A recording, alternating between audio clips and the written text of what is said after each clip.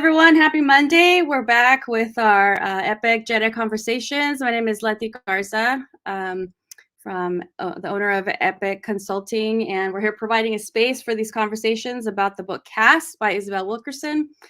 I'm going to bring on our guests to talk about the illogic of caste this week.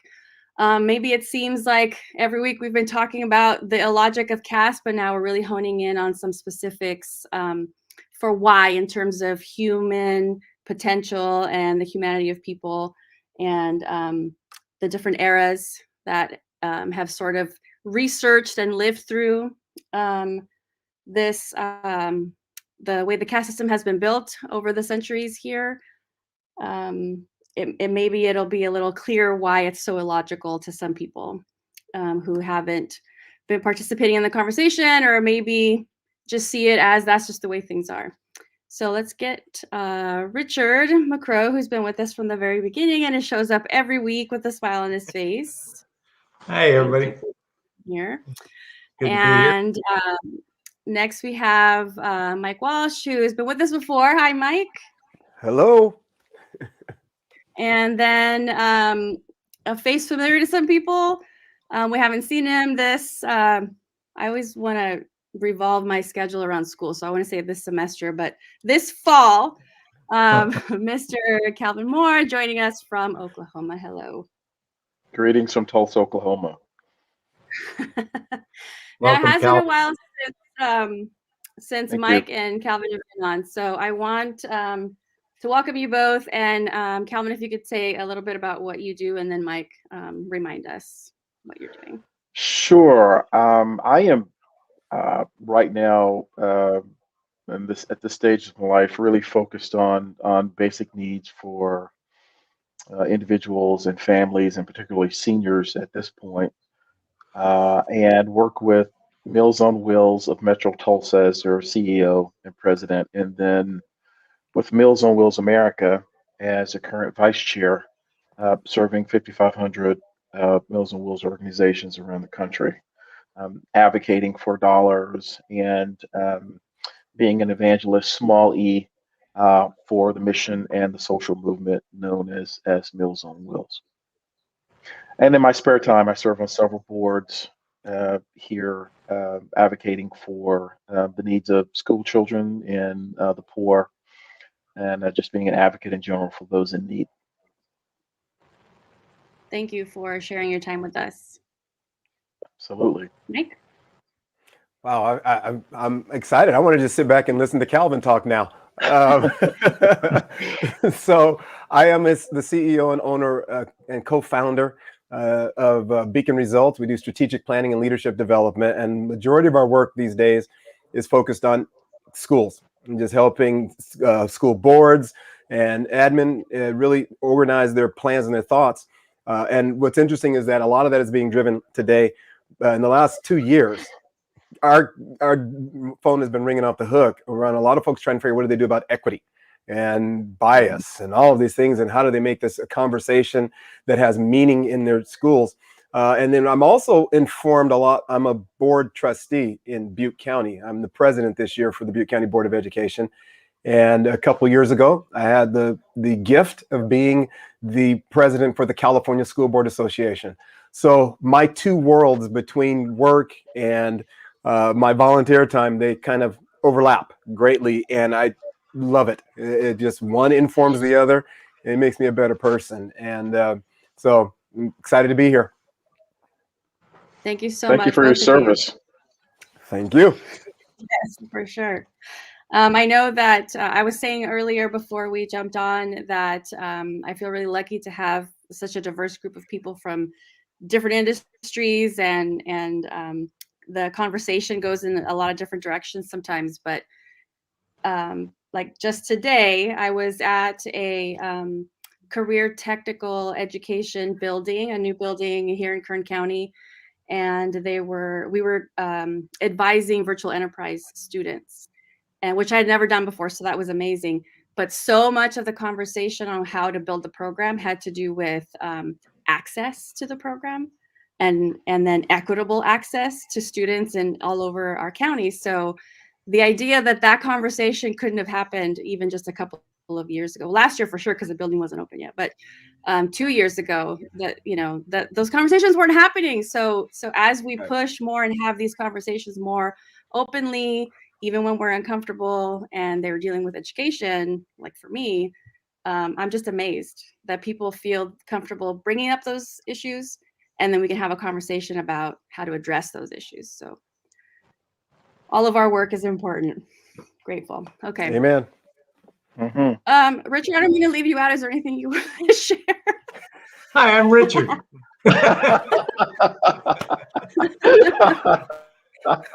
I am here. I'm from Bakersfield College. It's in Bakersfield, California, and serving the southern Kern, North Kern, parts of Tulare, I guess. A Hispanic serving institution, a great place to work, and a great community to work for.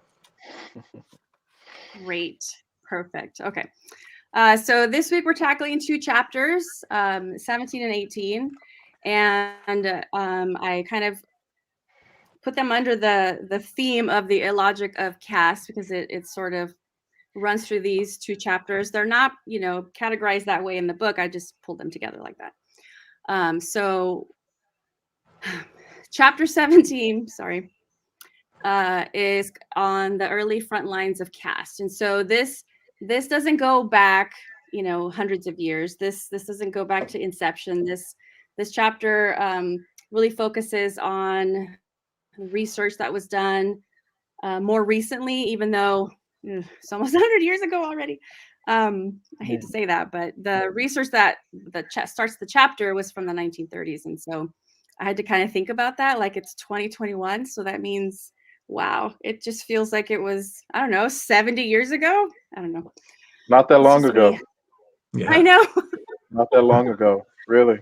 I love that, because I think about it the same way, as that my grandfather grew up, and I think a lot of this was around his time, and I was raised by my grandparents, and so for me, I hear people say all the time that, well, slavery was billions of years ago, or however they want to describe it, and I just think, you know, a lot of these changes didn't happen until the 50s, 60s, when I was born in 64. And so I keep thinking about this as it's not nearly, I'm with you on this one, Calvin. This is not nearly as long ago as I would love to think of it. And it's still, I think so much of this still applies to today. I completely agree with you, Mike. You took the years out. Yeah. Sorry, Calvin, go ahead. No, go right ahead, Letty. I was just going to say that, you know, it's not a long time ago. And slavery didn't, I think the misconception, particularly for the majority population, is, oh, slavery ended with the Emancipation Proclamation, the end of the Civil War, but it did not. It just morphed into something else. It morphed into other beasts, particularly when the federal government abandoned Reconstruction and left African Americans, the majority of whom were living in the South. I'm from Mississippi. I lived near Natchez before I moved to Oklahoma. So I saw the generational effects and the after effects of all of this that was still going on. But slavery just morphed into something else, particularly after that time period. And so I read this chapter with great interest because I grew up in Mississippi my entire life. My grandfather was coming of age at the time that the Davies did this research, would have experienced a lot of this. He would have grown up in this caste system, and I'll share some stories, you know, about him a little bit later on that really illustrate how powerful that caste system is, and how in fact that it's got long legs. I mean, it lasts through generations, and so very interesting chapters. Yes, and so the focus is, again, the research that was done during this time, and I want to share that I like the way that this is phrased. They were documenting the structure of human division, And then what I was going to say earlier is I feel like if someone gave us something like this to read and they said that it was from 20 years ago, I think we would believe it. If they said it was from 10 years ago, just the way the stories were built, and maybe not in the sense of being so careful about where they had to live and who they could talk to, but the structure of their day maybe, and like being careful how much the sheriff got involved in knowing their schedule. Like everyone had to know where they were and who they were talking to in these like small town politic kind of way. But I think that similar stories can still be told and believed in this way, where we're studying or documenting the structure of human division in the South. If we went back to Mississippi, maybe.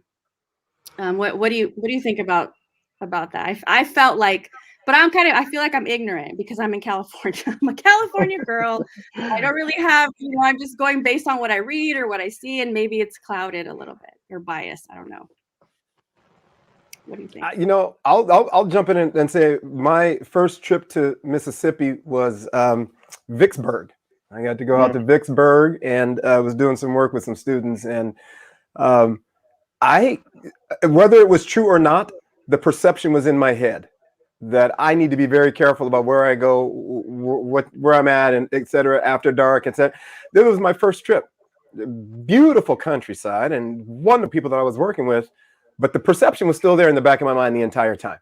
So, the perception sometimes is reality. And for me, I would say, yeah, that it still existed. And this was, it was definitely, I would say about 15 years ago that I went for the first time. And so, yeah, I'll give the rest of it to Calvin, but I would say it's. No, it's like your perspectives. Absolutely.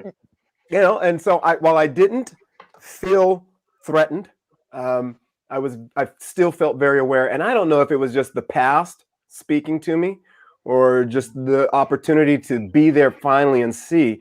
But that for me, the perception was there and I was concerned and I had the same thoughts. So there may have been something to it. I don't know for sure. I can't speak to that, but it was definitely my first trip to the South and it was an interesting time. I like that. I appreciate you sharing that, Mike. I really do. I like to think about it as the ghost of Mississippi, right? And there was a movie that was made that was entitled, that had that same title. And Tangela and I, my wife, she's from the Delta, which is the planting region where the vast majority of the slaves were. My home is in the deep South portion of Mississippi, where there were certainly issues. There were just different types of economic development going on in the deep South. It's a home of timber and pine. Raise a lot of cattle down south. So slightly different experience. And I think about this when I think about the Davises and what they were actually doing. They were tying this notion of ethnography or ethnography and economics, and helping people understand that the two were like interlocking systems. So the culture and the economies were two interlocking systems that produce very disparate results in terms of economic mobility, wealth, but also class. So even if you were Black and wealthier, you still had to pay attention to the boundaries of the caste system. She talked very specifically about a Black landowner who was a landlord who would have to go to the back of his own property to collect rent from a white person who was renting the house from them. And so even in that sense, where the person certainly had more assets than this person, they still had to bow down to the caste system. I just, even when I go back to Mississippi now, and again, I was born and raised there. I didn't leave Mississippi until I was 29, but born and raised there. And even when I go back there, I still feel, again, what I call the ghost of Mississippi. And it's always over my shoulder, right? It's I think it is the communication of across the generations of the threat of violence to protect the racial hierarchy and caste system. When I was small boy, I got into one of the biggest fights because my grandfather, who was revered in our community by black and white people, um, had a habit of calling people sir. And it didn't matter what age you were. So he would call boys sir if they were white, just ingrained, just ingrained. And one day he called a young boy, not much older than I was. He was responding to the kid and called him sir. And I said, Pap, don't call him sir. He's he doesn't need to be called sir. And the little boy, he was pretty tall. He was bigger than me, but he laughed and said, "That's what he did. That's right. He deserves. I deserve to be called sir by that N word." And I gave him a black eye. I beat him up pretty badly. But my grandfather hurried me away, right, and gave me a big, scalding because for him that was an extraordinarily dangerous thing to do. There was bound to be some, trouble behind it. But I could not get out of my mind the fact that number one, this little boy thought he deserved to be called sir, and my grandfather, very proud person, hardworking, owned his own business, had grown up in a system where you call white men sir, or white boys sir, and you call white women ma'am, and you ceded ground to them, no matter what the situation was. So I thought it was extraordinarily interesting.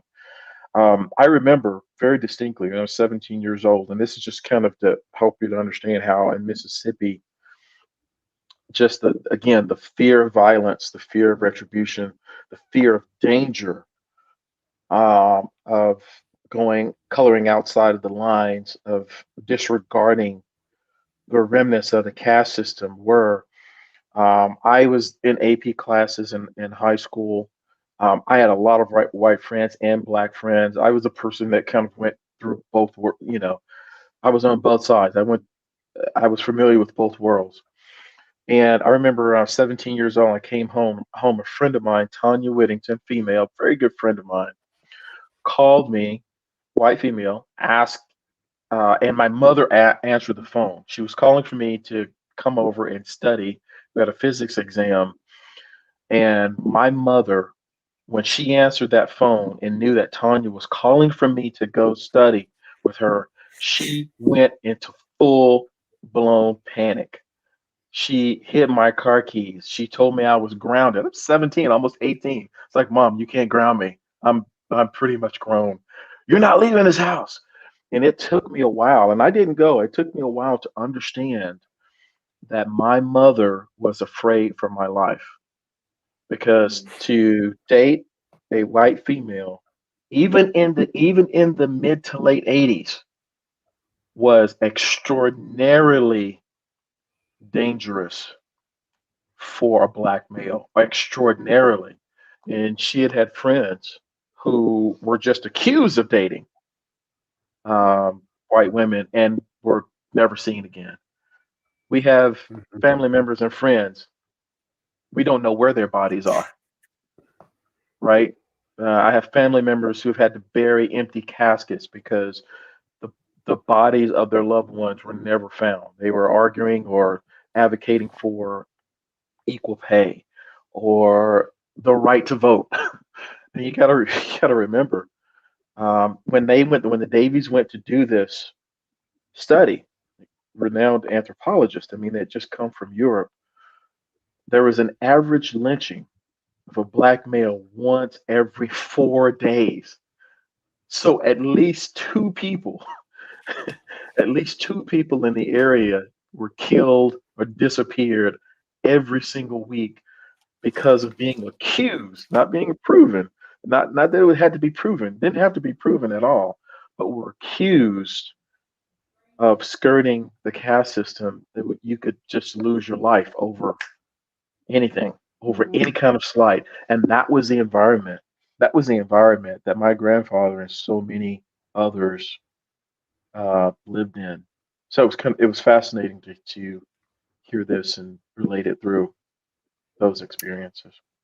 Yeah, what You know, was I think about that too. accomplished? Sorry, Mike. I'm gonna put Well, something up. You go say what you're gonna say. I'm gonna put the next title card up. well, and just the notion that, like you said, Calvin, it took a while to realize what was the context for your parents. And I thought about the same thing years later. My grandfather, probably the worst, the last spanking I got was when I was 13.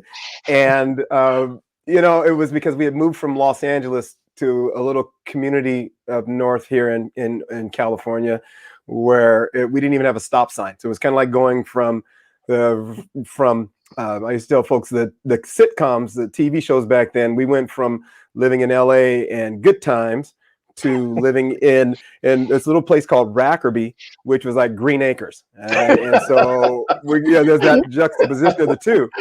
And I went to a one-room church school, which was more like Little House on the Prairie. We had 13 kids, K through 8. And I remember playing with matches and doing some stuff. We thought we were being really safe. We burned some old baseball cards or whatever on the side of the road on gravel. We thought we were being safe. But the sheriff the next day showed up at the property. And it was not that difficult, I would imagine, for him to find our family because there were just 2 black families in that area. And so the description of the black family with the kid who's in 7th grade, whoop, that's even easier. And we were playing with another couple of white kids. So I didn't think anything of it.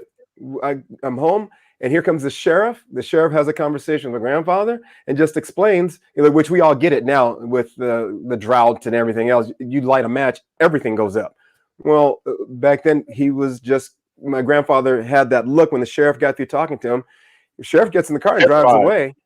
Yeah, and so he turns around and looks at me, and he just says, "Go get the belt."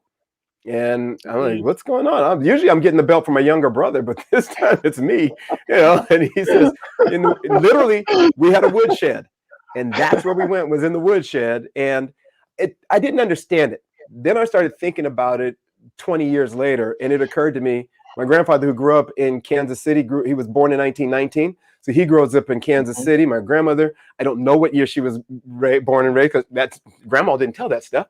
And all I need to know was she's grandma. So I kind of know she came out of St. Louis, Missouri. So out of Kansas City, Missouri, and Kansas City, Kansas, and Missouri, that's where the whole family migrated to California from. And I just kept thinking, man, some of the stuff that they must have gone through, just like your grandfather, Calvin, and everybody else. Born in 1920, same age. Our grandfather was the same age.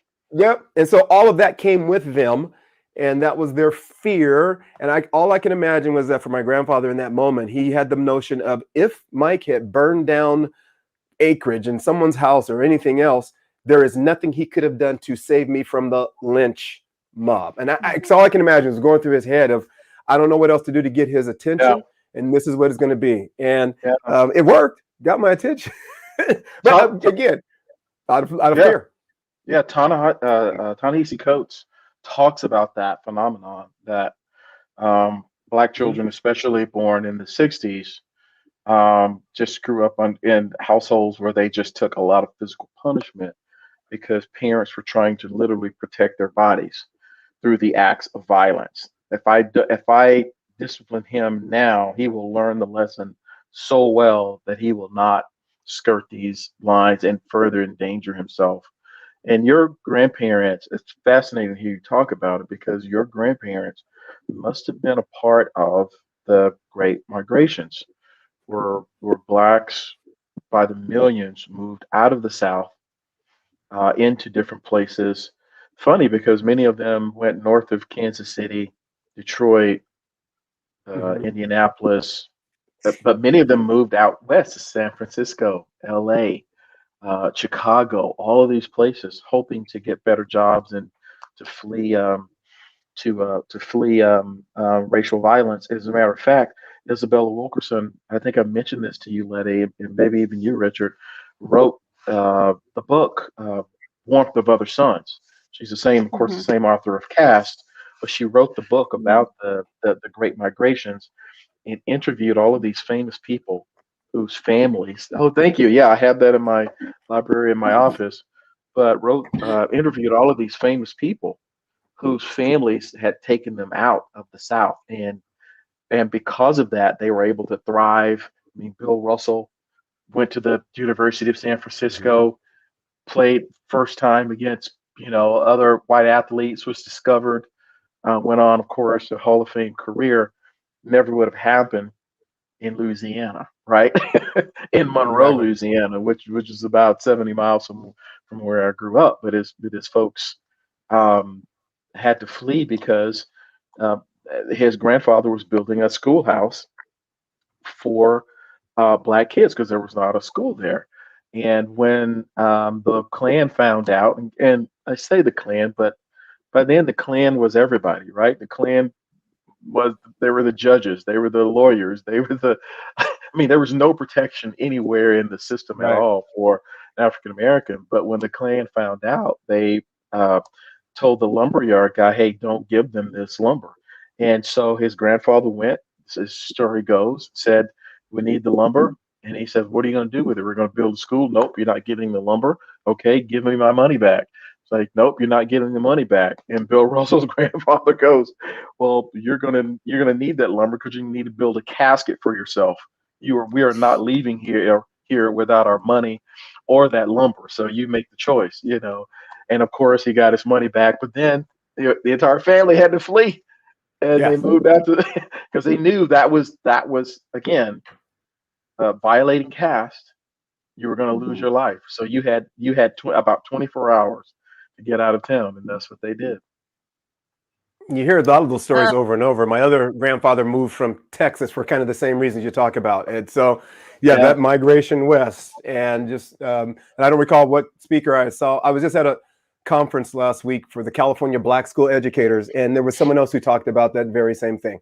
Just the Mhm. notion of what was the challenges like at the time and how that kind of that shadow, if you will. And we weren't talking about caste at the time, but we were Mhm. still talking about that treatment. And I always tell folks, look, if slavery, ending of slavery fixed everything, then why 100 years later did we need a Civil Rights Act? Really? I mean, and Yeah. why do we now have to continue to figure this stuff out? It's sure it's we made it illegal to do some of those things, but it doesn't change the mindsets and the beliefs and those biases that come with it, which I think is part of the fascinating story for me around the Davises and the Gardners, is that you volunteered to go into that and live it. Oh my goodness. Now you know for sure all that was going on and you can't deny it. You're in the middle of it, you're experiencing it. And that for me, I think that had to be you can be intellectually aware, but until you step in Yes. it and feel it and experience it, you don't quite understand. You don't get it. And we know that one of the things that I know I work with on school boards is to say that if you have folks who are not part of your conversation, their experiences aren't represented, you have very little chance of solving their problems because you don't get it. You don't understand it. So for them to be Yeah. living in it and have an incredible reaction and that feel and absorption of the moment and know what that is like personally, that adds so much more meaning to their work that I'm just amazed that they could stay in that, because that had to be exhausting to go Yeah. from and it, ability to move around and freedom to now you're not. Yeah. How do you do that and for it 2 took years? years. It took years. And so I'm gonna just put this back up, even though we've already covered this. But the idea, so we're talking about stories from the same period. You're sharing personal stories from the same period as these researchers were doing their research. And it was for those of you who maybe haven't read, the Davises and the Gardners were two white couple and African American couple researchers who knew that the Davises were the African American couple, and they knew that they were not going to have access to everything they needed. So the white couple was there, also researchers, and they had to play that game. They had to play the game, and their lives were constantly in danger. I mean, in danger, especially given the stories that you're telling us. And I like the conversation about you 15 years ago, Mike, because I think part of the reason we keep having these conversations is we want people to realize that we're not talking about hundreds of years ago. We're not even these stories are from 100 years ago, a little over 100 years ago, maybe. But the idea is that the system is still in place. The prejudices are still in place. Caste is still in place. So when there's research that needs to be done, how are the obstacles then put in place? Maybe funding, access to resources. Those things still exist, and these people. The passage of laws. Sacrifice, right? She uses the word sacrifice. They knew they were making a sacrifice and that their lives were in danger. What were you saying, Calvin? I'm sorry. I was saying, I was just agreeing with you and saying even the passages of the laws today. I mean, when these conversations just morph, right? Because the system doesn't need, and I liken it to like building a railroad, right? They need thousands of people to lay the track and hammer in the ties. You've got hundreds of people, machinists that actually build the locomotive. But once the locomotive is on the rails, you don't need an engineer and a person to shovel coal to keep it going. You don't need a lot of inputs to keep the system going. And so, I think that's what a lot of people, particularly in majority culture, miss, especially when we start talking about things like critical race theory. Critical race theory is really just another ruse. It's almost like a distraction to try to shut down critical thinking around the issues of race and the system that race and racism have built. And I think so when we and Ta-Nehisi Coates goes back and says it over and over again, that race is the child of racism, not the other way around. Not the other way around. And so, as Mike was alluding to earlier, these systems persist. I mean, people talk about slavery, and I say that involuntary servitude was not the real crime of slavery. It was not that. It was, that was horrible. We should have been forced to work, but it was not just the working. It was the notion of caste. It was the notion that Black people were, number one, cursed by God with dark skin and to be servants to anybody and everybody who was not dark skinned, right? It was that notion, it was that theological justification that persisted in the Christian church. And I am a Christian in the Christian church, and went to a predominantly white seminary. And so I had to battle these issues as well, because no one in the seminaries, except the gentleman who is teaching Black theology, liberation theology, Black church preaching, he was the only person in the seminary talking about these issues. And when you went into his class, it was mostly us in the class, because we knew what he was teaching was the truth, and we knew it experientially. But it was determined to be almost subversive for him to talk about these issues inside of the seminary, to teach some of this material. But it was a theological justification of Blacks being inferior, God cursing Blacks. They even had, and some of them even confessed, that they came up in churches where they were taught that Cain was Black and Abel was white. Do you understand how deep that thing is ingrained, even in our pews? I'm amazed. You're the first person I've heard talk about that. You're the first person I've heard talk about it. And I remember hearing that once before, and I thought, where do you get this notion that Black folks were Cain and now we've been banished? And I immediately dismissed it. But that's also because I did not grow up in that era where I was surrounded by people. And I think of this all the time as this is where we talk about culture. And again, my strategic hat now, I'll go back to my business. Culture eats strategy for whatever meal you want to pick, right? And so it didn't matter back then what great plans we came up with to liberate Black folks. The culture overruled everything. It just overruled it, because that's just not how we do things down here. That's the standard. Well, that's just not how we do things around these parts. And those outsiders are coming in and agitating everybody. Our Black folk is happy. Really? Did you check with them? And it's kind of like we were talking about. I know later on we're supposed to be talking about Oliver Cromwell, but I'm going to jump in there right now. And for this notion of when, you know, there's the whole conversation about, folks, the caste system here is different than over in India, because in India, they've accepted it. No, they weren't accepting of it any more than anybody else. We just happen to be more vocal, and the fight was more easy to see and witness and watch, but it was still the same. And they weren't any happier than we are. Exactly. The Angolans were warlike folks, and in the rice fields in South Carolina and North Carolina, they were the ones leading the slave rebellions. And they were fierce. If they had guns, they would have been more successful, you know. But it's that notion. It's that notion of spiritual, theological justification that we have never dealt with, and most people in the majority have never read the Book of Caste, the book about caste, which is why I think it's a seminal work of our day on the issue of race, and why we need to be evangelists, small e, for the spreading of this knowledge, because and it's another reason why governors like ours, like Governor Stitt, is trying to use the whole notion of critical race theory, which is only taught at the postgraduate level in some law schools. I mean, it's like teaching critical race theory in the school system is almost like teaching thermonuclear dynamics to second grader. It's not going to make sense. No one does it. It's not fruitful. But they want to use that as the boogeyman so they can shut down any critical discourse on race and the systems that the notion of race have helped build in the country, and all of the impact, all the negative impacts that it's having. Now that we're finally addressing it, well, we don't want our kids to have their feelings hurt. Who said that you were? Who knew that you were that fragile?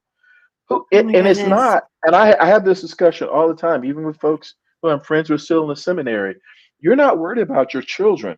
What alarmed you is that most of the kids who were in the Black Lives Matters marches were not Black. They were white, they were Hispanic, they were Asian. That is what scares you. You are afraid that your child is going to learn more about the true history of this country and then come home and challenge your assumptions, challenge your way of life and your way of thinking. That is what you are most afraid of. And so you want to use any pretext to shut down any meaningful discussion on race that you can. And that is what the argument over critical race theory about that, and of course the elections. But as Davies showed us in the book, it's all connected. Politics, economic, class, it's all interwoven, and it's interdependent on each other. Each one is interdependent on each other. And that's exactly what we're arguing about today. The elections and everything else that just passed. It's about class. There's no two ways about it. This is an argument we're having today are about class. I love what one of the speakers at the California Black School Educators Conference, it was Dr. Maisha Porter from New York City Department. She's the chancellor. And her message was really that, and we were talking about ethnic studies. And she said that for her, and I've got it written down, so I'm going to stare at my notes here. Message was about being seen. She said, my history doesn't show in the lessons I was taught, but ethnic studies means my story becomes understood. And this is the opportunity where we're talking about, look, we're not trying to say America is a horrible place. I still fly my flag, right? But I still have right here, and Calvin, I didn't get to tell you about this earlier, but this is, I don't know if you can read that. It says, I am my ancestors' wildest dreams. Yeah, and I think about not just my enslaved ancestors, I'm thinking about my grandfather, my uncles, and everybody who grew up in that era as we're talking about it here. And I look at that and I think there's no way that any of them could have ever imagined some of the work that I do, or that I have a son who's served with Secret Service and has guarded presidents, etc. You know, no one's ever could have imagined that someday, as they hear the crack of the whip, someday my grandson, one of my grandchildren, will be at the White House. Someday one of my grandchildren will be elected to be the president of a California school board. No way, right? It's illegal to teach. Illegal to teach somebody by death or by whips, right? And the lashes that they had determined happened to be the same number of lashes that Jesus received when he was crucified. And that becomes whether you're black or white. Don't give him any more than the Lord. There you go. You know, because I knew that if you want to hold people in that class system, Yeah. deny education, Oh, deny sure. them the Yeah. opportunity to organize. And we still see the same things today. And so That got I you think, that got you the death penalty in Mississippi, by the way. oh yes, Being black and knowing how to read Knowing how to read. got you the whip and could get you the noose. Yep. That And so I says a think lot. this is just, I love this story. And I think you're right. Made This us so- book, You we've got to blew our talk about this minds. book. Yeah, and I love the Okay, fact you brought up the. Oh, I'm sorry. Go ahead, Letty. We're getting No, excited here. I want you. I want to spend hours doing this, but I want to make sure that we highlight their work, because if someone's interested, so I wanted to share the title of what they actually ended up writing, putting together, and putting out. It's called Deep South: The Social Anthropological Study of Caste and Class in 1941. So again, this is not something that Isabel Wilkerson just like decided to name one day and then wrote a book during a pandemic. Published a book during a pandemic, and it's not something that we're just talking about now because critical race theory is now a buzzword on the news and for politicians, elections. This is an ongoing study, and so we're talking in this chapter about this work, and it's over 500. I didn't what page is this on. It's over 500 pages what they ended up putting together.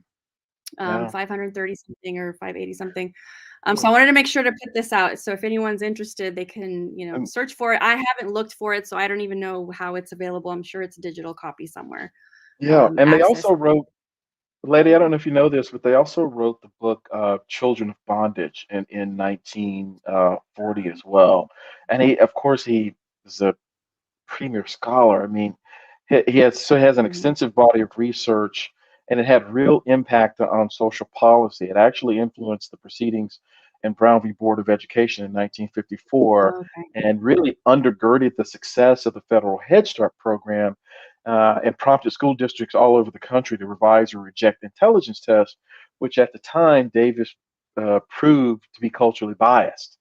And then he developed this whole concept around social class influences upon learning around 1948, 49, and really made some compelling arguments of that era that intelligence tests discriminated specifically, going back to Mike's point, against lower class people. So a lot of really great work and we owe this man a tremendous debt of gratitude. He's And then a real the unsung timing, hero. the era also. I mean, that he was doing this, and then that they were able to publish this work that was accessible and available, maybe to more. I don't know how available it was at that time. It's not like those. I mean, it's even hard for us to find this stuff sometimes. Yeah, Even I with think the they sold internet. like 20,000 copies, about 20,000 copies of the book when it initially came out. Not surprisingly, it's seeing a resurgence now that it's showing up Right. in Isabella's work here, which is great. I love it. What I do want to kind of call back to in the chapter, when they talk about this part bugs me, but the idea that two other people came in and sort of started doing a study, and then kind of rush. I want to say they rushed. They took a lot less time, didn't do as much research as the Gardners and the Davises could, and put something out before they had a chance to. So this idea that I was kind of set aside, maybe not paid attention to as much as those first two studies came out. It's almost like, well, I don't know, it happens today, right? This kind of stuff. So their project, but this idea that it fits the description of what happens to people, right? It seems to meet the same fate of marginalization as a subordinate caste that they had just studied, right? So they're in it, they're doing the work, they're risking their lives, and then I'm gonna say two white people will just come along and stand in front of them. I want to say that. I want to say that. I'm not saying it. It's not like you're making something up. I mean, this is the interesting part of it for me is you're literally speaking towards some facts. So even if we, because I know in a lot of cases that the folks who are fragile, I'm going to be gentle as I use that term because if they're fragile, they're fragile. But the folks who tend to fight back about some of these things say that when we're having these conversations, we're somehow leading with an agenda. And like, look, whether you have an agenda or not, this is just the factual pieces that we're going to talk to you about. How we have the researchers who lived in it and struggled to get their work recognized. But here come two other gentlemen, white folk, who do the little bit of a work and off they go. That's right. That's the thing. That's a study, a case study in privilege. All right, their audience is ready for them because who they are, their last names, the school they went to. I mean, all of a sudden, oh yeah, this must be great stuff. But if Calvin wants to present it and share, well, hang on a second now. What are your qualifications? We have to ask you certain things. Are you sure you're able to? No. But if you're, I'm trying to remember the gentleman's name. Well, Hortense Hortense. All right, congratulations. So disrespectful that I didn't even put their names in there. I feel like I'm so disrespectful. Powder Deck or something. I remember it was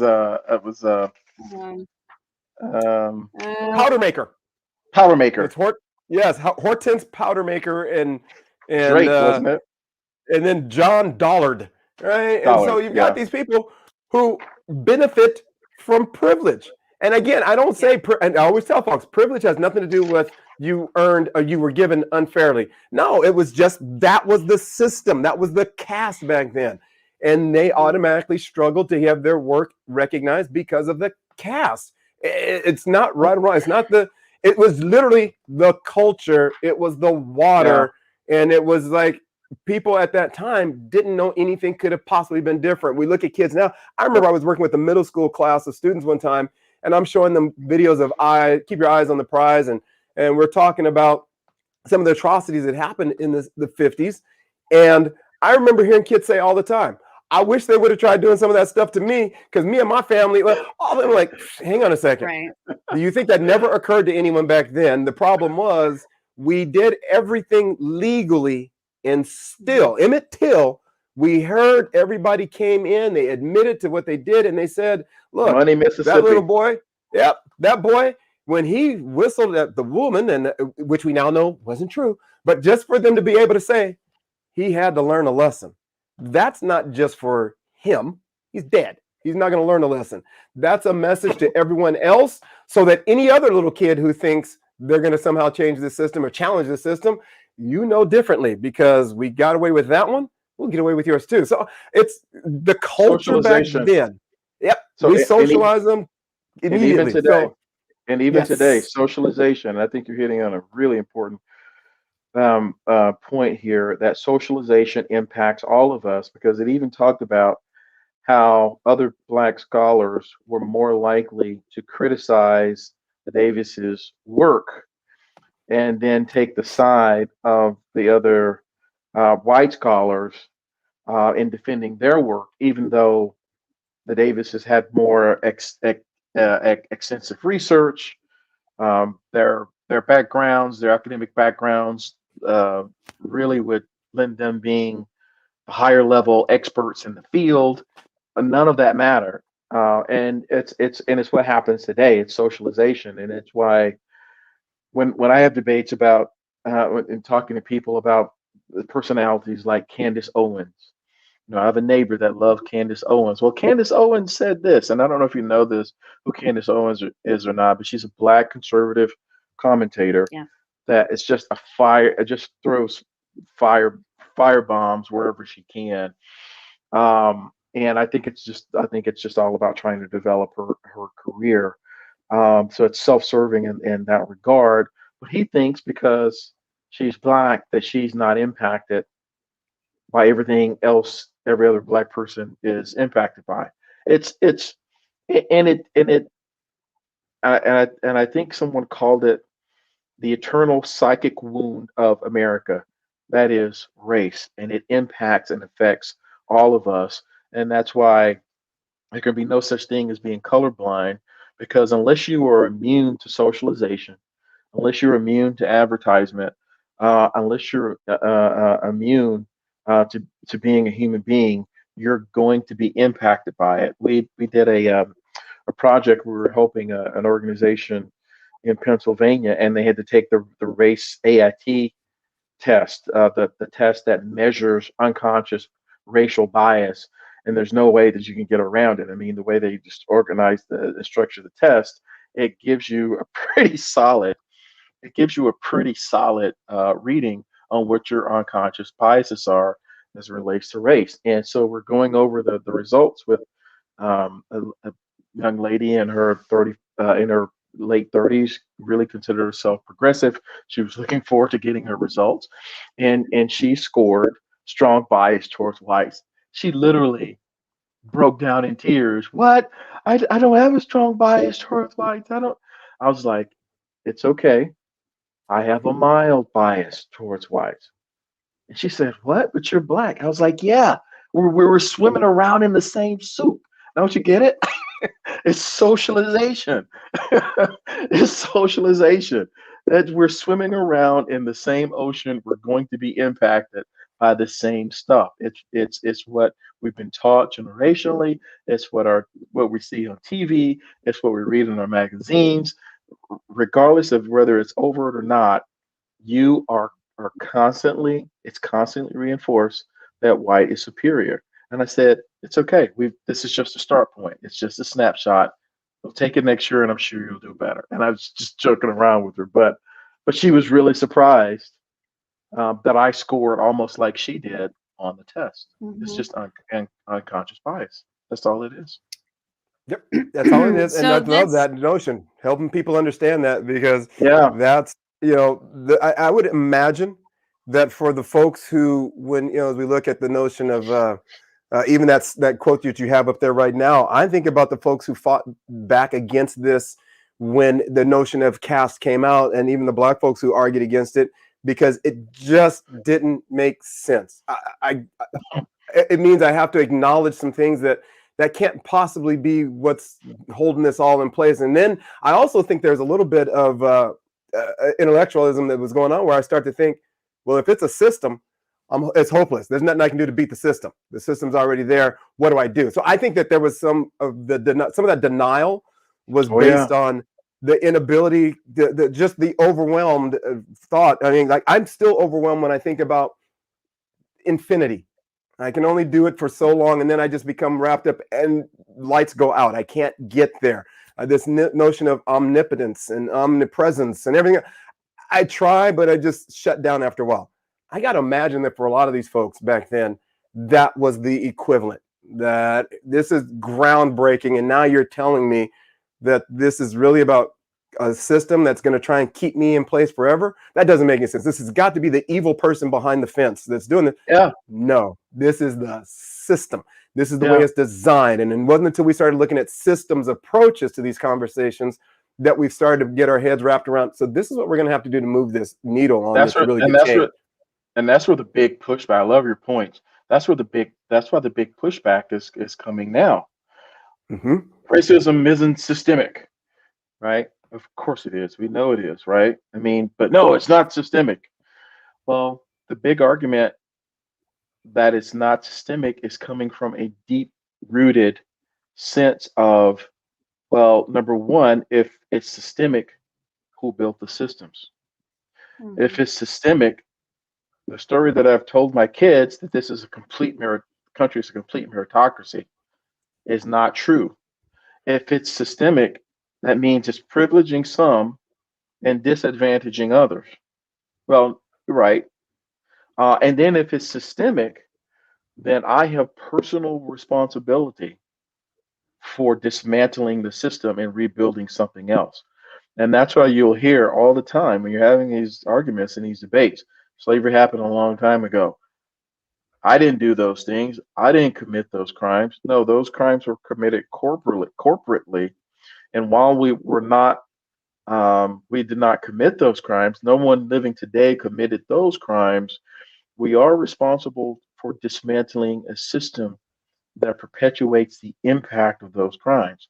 And that is why people are kicking against the notion that it's systemic, because they don't want to do the hard work of dismantling the system. So it's easier Now to you deny this. dismantle caste. It's easier to deny the system even exists. That's what's Yes. easier to Because do. you're seen as you can be seen as unpatriotic then, right? Because what you're saying is that the American dream, how it's sold to kids from day one, doesn't It's a really myth. exist. And yes. So if you do We're that, number then one. you're not We're number American. one in fat toddlers. Yes. I think one of the greatest lines that I've ever heard in a movie was I forget the name of the movie now, but it was where they were talking about Kaiser Sose, and in the movie they're saying that the greatest trick the devil ever played was making us think that he didn't exist. And I think one of the greatest tricks that has ever been played upon us is that we honestly believe that in order to be successful, we have to pull up the bootstraps and get to work on your own. And if you just work hard enough, you can be like all the other 1%ers. I'm looking at that. That's a great trick that's been played on us. How do we get to that point where that's our belief? That bootstraps exist. That's the trick, right? Exactly. And so the boots exist. in that way, right? Because now it's always it's never about the system has been designed to do that. It's always about that individual over there who just refuses to do the work. And I always look at people and go, well, look, if it's as simple as poor people just need to be more like middle class people to become middle class, doesn't that same recipe work then? If you just want to be more like wealthy, you just behave like wealthy people, do the same thing. And if that's the case, why aren't more middle class people wealthy? Are you going to tell me now that, well, I'm happy with being middle class, I don't ever want that yacht, I don't want to have the luxury, the ability to travel? No, I don't buy it. It is literally, the system is just designed the way it is. And it doesn't mean you can't work hard and get someplace. It just means you got to overcome a lot of barriers. I thought the best definition I heard of barrier or equity work, and I even think that I'm going to have to give credit to the Davises for the equity work they were doing, is that real equity work is about finding out how to eliminate barriers that prevent kids from excelling and thriving in schools. As Pedro Noguera, I'll borrow his work for and give him credit, but that was equity work. They were living in the barriers and explaining. So here are some of the barriers that we experience, and here's the stuff that we have to eliminate. And again, that becomes that thing about everything I've told myself and my kids and my grandkids, it was all a lie. Oh no, they did their work wrong. Yeah, that would be why they would resist it. It was just undeniable. So the only way you do it, deny it. Just say no, that can't be right. That's just not that. Because now, again, like you said, Calvin, I think at that point, when I accept it, it now points me into the work that I have to do, which I feel good about because I am crystal clear about the work that I have to do as a board member, as a trustee, as I go and work with these school districts, as I work with students. I got some work to do, and I'm fine. Right? I've never had to risk my life, although now I do start to wonder as the rhetoric gets heated up more and more. I am concerned at some point there may be a confrontation that I have to deal with that neither of us are going to like, me and the other person. But it's whatever. I'm in. Whatever it takes. Yeah, it's unfortunately it's the burden that all persons of color, I think, in general, and then and those who are allies and advocates. As I said, most of the kids in the Black Lives Matter movement were white, Hispanic, and Asian in every city that you just looked at. So you have to give credit to advocates and allies who were deep, in the fight for equity and justice. But traditionally speaking, and you mentioned it earlier, the film Eyes on the Prize, Fannie Lou Hamer, the Mississippi Freedom Democratic Party. I mean, we have had, in particular, Black women have had to drag the nation kicking and screaming towards the direction of its own creed. And I think that is the unique burden. And Martin Luther King talked about this as well when he talked about how only the oppressed can free the oppressors. It is a unique burden that Black people have to carry this conversation, to carry the message, to resist at all costs any encroachment on the idea that what we're dealing with are systems, and that the systems have to be dismantled and rebuilt. If we're going to be true to that creed, yes, And that's why I love the fact that you mentioned the flag as well. I was thinking about Chris Rock, when he talked about how Black Americans view America versus white Americans sometimes.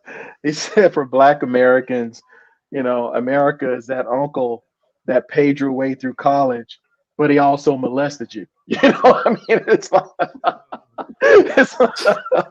so because I served in the military. My brother and sister served in the military.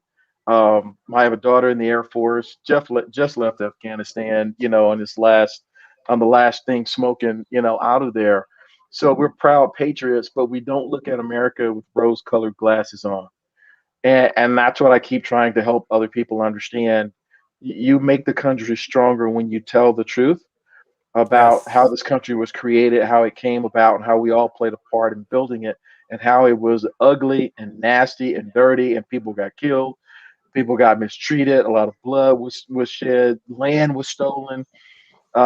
Tell the entire truth.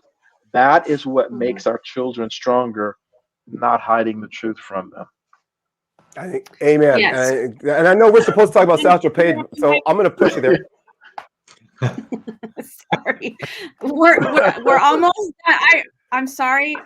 We could be on here for hours because I love This talking is a to you great guys. chapter. But what you're saying right now, though, kind of leads into this last little bit. And this chapter is pretty short, but because we are talking about the illogic of caste, right? So everything that you've been saying over the last few minutes, this idea of this loss of human potential, it just there's no way to know what was lost. And so when people don't want to hear about the history, they're denying that there were people, places, events, ideas that just were destroyed in the process. That these human beings existed and that they were denied education, they were denied, they still pushed forward in whatever ways that they could, and some things came out of every decade, right? Things are still being developed, but this idea that because based on the color of your skin and based on the caste system, that there's just been like this enormous, kind of like what you're talking about, infant, like you just can't fathom the amount of potential that has been lost in our humanity in America over, since the inception of the country. So everything you've been saying leads into this, so it's okay. Yeah. Oh yeah, I tell you, Satchel that's Paige for was me. a genius. Yeah. Yes, I think it is lost. You talk about it. Yeah, Go ahead, Calvin, because I was going to say, and genius is evenly distributed through populations. Right. So by suppressing 25% of the population over centuries, think about the genius that was suppressed and the things that America could have benefited and been blessed from had it just opened up and allowed people to know how to read without it being against the law. Go to school where they wanted to go to school, make money from the inventions of their own hands. Just be true to the words that you spoke in the first place and that you apply to yourself. Just think about the loss of human potential and capital there. And Satchel Paige is a great example of that. But Satchel Paige would have told you there are 10,000 of me out like that, like this, who have this ability. I'm just an example. And even he said at 60, when he went out there and he pitched the shutout for those 3 innings in his last game, I deserve an opportunity to play and to be seen by the world. Arguably the greatest pitcher to ever pitch, So, and look, the same thing is happening today. And I want to say this: Michelle Alexander wrote her book, "The New Jim Crow." Colorblindness in the age of mass incarceration. We have locked up thousands upon thousands of geniuses who were trying to find ways, albeit illegal, were trying to find ways to create economic opportunity for themselves that we just threw away. And those geniuses are rotting away in prisons. And just think about what we could have had we given them opportunities to succeed and get an education and focused on this issue of equity. See, you remind me that I love that.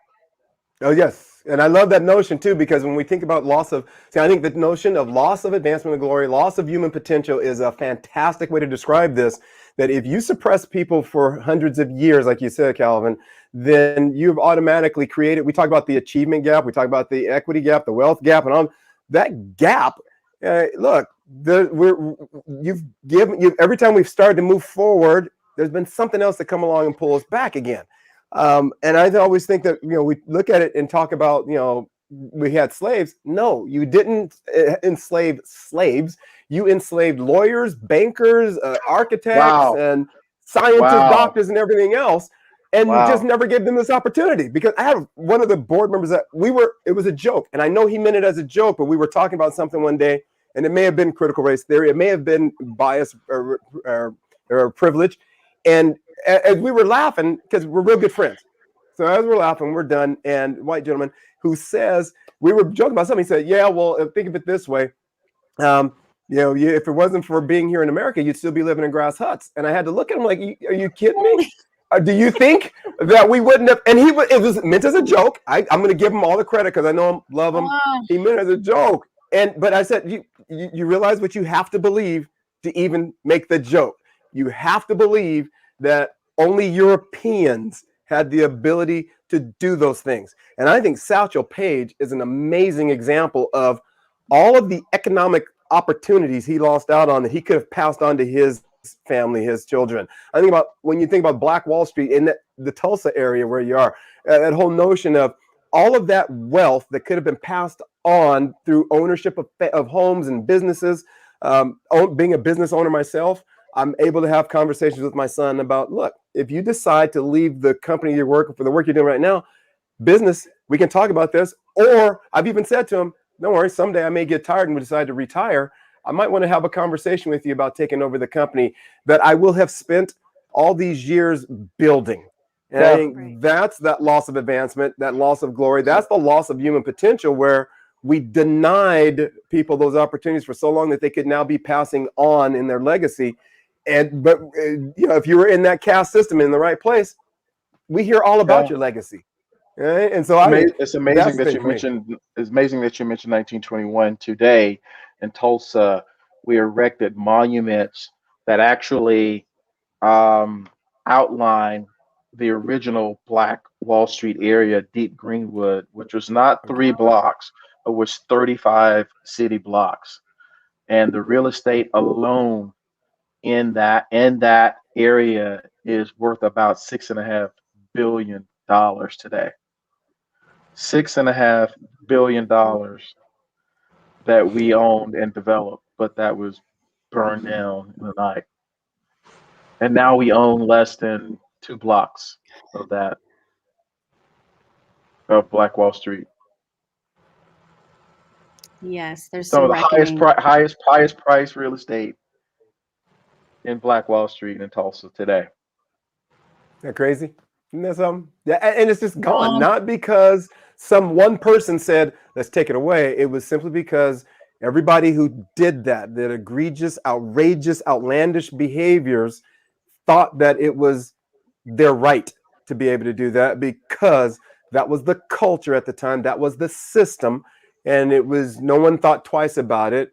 And all the Black folks who lost everything, I can almost tell you that their reaction to it when they would talk to each other is, all right, this is why we just have to be stronger. We have to be whatever. And the ability to pick themselves up off that carpet and start again, definition of resilience. Yeah. Yeah.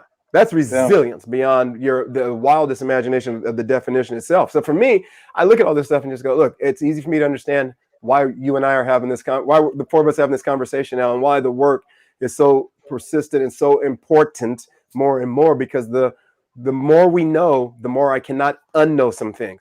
And the more I am obligated that, okay, if that's how it is, then all that stuff I used to think, that's out the window, and I'm going to have to be better. I'm going to have to challenge myself now as I move forward to make more decisions. So I just, again, I think this book is phenomenal. I've worked with so many boards just to help them understand, look, the fight is not what you think it is. Race was used simply as the ability, as the story for how we keep people in their place, their caste. And that's the only justification they came up with was color So that became the tool. And that's what you're fighting against. And the more I help boards understand that, the more they kind of go, oh, I thought all this time it was the 1 or 2 evil racist people. Like, no, there isn't some 3 or 4 evil racist people who are pulling all the levers. It is literally the system that allows those 1 or 2 or 3 or 4 evil racist people to have the opportunity to be successful at what they want to do. The system is there. They're just taking advantage of it in a way that they can. And so this is some work we have to do. There's a lot. So, God, I love this conversation. In like those things that you're talking about, like the school board settings, when we do have these conversations about those gaps, right? I mean, pick anything and put the word gap after it, and it's like, oh yeah, that's the problem. But so the issue then is educating people about caste so they can see that those gaps are built in intentionally. It's always going to come back to caste. It's not an opportunity gap or a wealth gap or what gender gap or whatever. It's built into the system. It's doing exactly what it was designed to do. It's creating those gaps because that's how it was built. Yes. And maybe we should, So have powerful. this additional So conversation about gaps. Oh, I know we can talk it's so about powerful. It's so powerful when you said that. I mean, I don't know who said it, but I remembered it. And someone was talking is shortly after George Floyd was murdered. A person said the policing system in America is not broken. It is doing exactly what it was designed to do. It was never designed to protect us in the first place. And it just floored me. It just floored me. I'm reading a book now, and I know, Letty, this is just another one. Maybe this is for, the next series, but add it to the library. on the Second Amendment and why gun owners in America, Black gun owners in America, are treated completely different than white gun owners in America. Philando Castile, gunned down, legal gun owner, showing the license, whole 9 yards. But the Second Amendment was never about protection against a tyrannical government. It was about standing up slave patrols to push down slave revolts, where the southern states did not trust the federal government to come to their aid in case of a slave revolt. That's what the Second Amendment was about. When talking about those militias, it's called it's by Carol Anderson. It's called Second Amendment. I can't call the exact title. I'll get the exact title for you later and send it to you. But it's by Carol Anderson, and it's fascinating. It is fascinating. So I'll add that to the list. When we start to dive more into policing, we can bring that. And you want to really get people fired up. We can start talking about Yeah, but people don't know the real history, just like they don't know the real history about caste, and that's why they resist even having conversations about it, because they don't want to destroy the myth. Right? They created a myth. They're married to the myth. They're loyal to the myth. If the myth changes, well, then they perceive that, hey, something about my story is going to change. It's going to change, but it'll change for the better. Change for the better. Okay. I'm sorry. We're over the hour. So, like I said, I know we could have these conversations forever, but I don't want to keep you guys on, especially Calvin in Oklahoma. So I'll just close it out. Thanking you both. This conversation's amazing. These chapters were there wasn't a whole lot like in other sessions that we've had where, we're just like, changing the little banners every few sentences because there's so much to cover, a lot of data and things like that. This was more about like personal stories and sharing the relationship to, what we're dealing with now to the 1930s, the research, and then how it all ties into the way the system is built. Any last words before or should we not? Because then Carol Anderson. The title of the book is The Second: Race and Guns in a Fatally Unequal America. Oh, come on. Right now, That's it looks like the hardcover sold out. Written all over. It is fascinating. It is fascinating.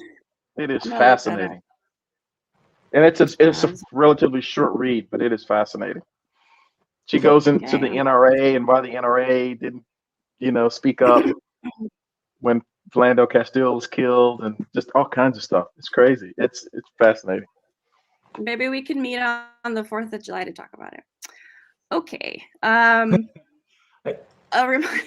Mike, did you have anything you wanted to share? No, I was just going to say that if we could get Richard to talk a little less, we would have had more opportunity here. I could still listen to you and Calvin talk. I'm much more eloquent than I'll ever be and ever hope to be.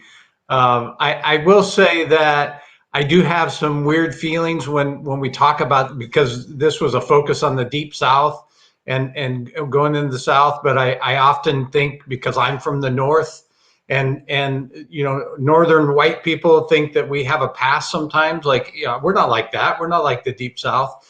But I will tell you, is alive and well in the North, and I think sometimes it's even more insidious because it's a hidden type of trouble, and it's growing. And I think that as the times change, and we talk about the migration of people and where they go, there was also probably been a migration of the racist white people and moving up north, and I'm starting to feel that. And Letty's been to my hometown in Spokane, Washington. We're right across the border from Idaho, and just a real troubled area right there. And so no It's doubt. beautiful, but next time I'm bringing hot sauce. Okay. Let's see. I just want to share. Is that racist? Sorry. But thank you both. I really enjoyed my time with you. Thank you, Richard. It's good to see you again, and I definitely want to hear more from you for sure. Absolutely. Yeah. You guys didn't work out today. Sorry. Okay. I want to remind everyone that this is Native American Heritage Month, Indigenous Peoples Month. Last week, I kind of I had done some Googling because I wanted to share a few things, and I thought it was just cool to go into the Google search. And if you guys didn't listen in last week, if you go into the Google search and type in Native American Heritage Month, it'll do this cool animated thing. So you should check that out, because then there's like some stories attached to it, some links attached to it. There's an animated thing attached to it that kind of lets you get started on that journey if you want to really learn a little bit more. There's plenty of TV, plenty of documentaries, books that you can read. Definitely, if you're trying to do that kind of work. The tribes are alive and well here in Oklahoma, and are the largest employer in the entire state, and are doing very well. Just opened up a museum of First Peoples in Oklahoma City, which is this massive museum and educational center dedicated to all of the tribes. Okay, so we're gonna raise money and then we'll do a field trip. It's time to come to Oklahoma. It's time to come to Oklahoma. We still have Wild Prairie and yes, and we still have Wild Prairie and the bison roaming the prairie. So we'll take you up to Pawhuska. You can do a show from there. It'll be fantastic. Oh my gosh, I totally. I'm serious. I'm serious. I want you guys to come. Awesome. Well, maybe you too, Mike. Our sponsor. I wonder if Keith will give us some money to do that. Thank you, obviously, to Keith Woolrich. He's a local small business owner. He donated books for this session and is sponsoring, so maybe he can help us take this trip. He can sponsor the live show in Oklahoma. I wanted to, because we're talking about it, I was thinking, I just listened to this episode of this podcast. Some of my best friends are. It's fairly new. There aren't that many episodes up, but it's I think a researcher and a historian, or educator and a historian, I don't know exactly, these two friends, all these different topics, and it's all related to social justice and race. And the one I just listened to this week was about critical race theory. So a lot of the things that we were bringing up, a lot of things we were talking about had to do with that. And one of them, the historian, I think, was part of, I want to say Obama. I want to say during Obama's time, President Obama's time, got together to I don't know, do some research, put together a paper, wrote, I don't know. I don't remember exactly. So I'm being horrible about this right now, but this podcast it's funny. It's, really relevant to the time. And I love the title. Some of my best friends are. That's And what is it? Even some of my What is best it? friends are. It's a podcast. Oh, okay. Yeah. Yeah. You know, President So Obama and Bruce Springsteen have a podcast. I thought you were going there to talk about them, but it's I haven't listened to I think it's it. called Renegades, and it's in Oh, the really? can. So they've taped all of their sessions. Yeah, Oh my it's God. called That's funny. I have to go Renegades. check Yeah. that out. Our Okay, college mascot. last thing. Did you want to mention somebody else saying something? I just have one No. more thing. Okay. So next week we're covering 3 chapters. It's going to be a big, heavy lift. Tangela supposed to join us next week. They're talking about you, sweetie. Did she hear me? No, because I have the headphones on. I just Oh, that's just funny. walked by. She just walked by. So. And so these 3 chapters we're going to focus on the narcissism of caste and that it's inevitable. And that's going to be deep, and it's going to, I think, be a struggle to get through everything we need to get through in the short amount of time that we have, but it'll be a great conversation. Talking about it. She's been talking about it a lot. I've been learning tons from her because she's been studying narcissism for quite some time. She did a year-long study on narcissism by itself, and it's going to be amazing. Yeah, it's going to be great to have that perspective of a psychologist kind of talking about what it means in terms of this. So she is going to be joining us next week. I know this is like way at the end, but we had a couple of comments online. Nice job, everybody. Great conversation. And then Sally says, bring the dark into the light. That's what Wilkerson has done with her book, Opening Eyes. And she had a couple of questions, but we're kind of past what we were talking about. So maybe I'll go into the Facebook group and answer those. So thank you to everyone who was watching, those of you that chimed in, and thank you, Calvin and Mike. And we'll see both of you back, I think, at different times. Thank you, Richard. Your smiling face added to the ambiance. Richard, Mike, thank you. Mike, let's stay in touch. Calvin. Let's stay in touch, man. We'll do. All right. Richard, Goodbye, good to see everybody. you again. Thank you, Letty. See you guys. Take care.